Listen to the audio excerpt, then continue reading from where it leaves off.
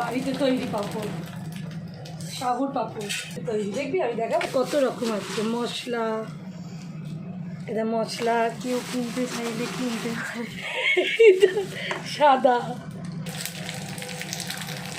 এটা সাদা, ওখানে অনেক রকম আছে।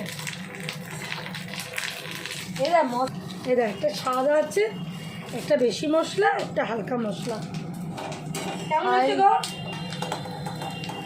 কি গো বলো কিছু, তোর বাবাকে দুটো দিয়ে আসবে।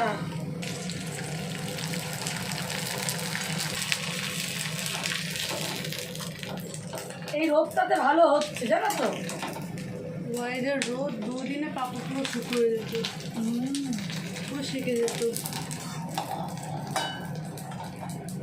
দারুণ টেস্ট হয়েছে এটা। এবারে মশলা করবো, হ্যাঁ ভাজবো। ইচ্ছে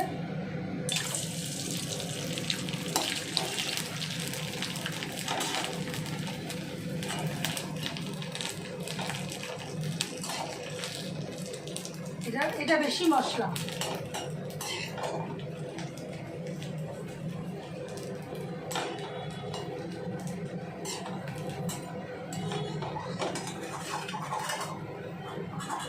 এবার এটা কম মশলা, এটা সময় লাগবে। এটা মোটা কম মশলা, মিডিয়াম মশলা এটা।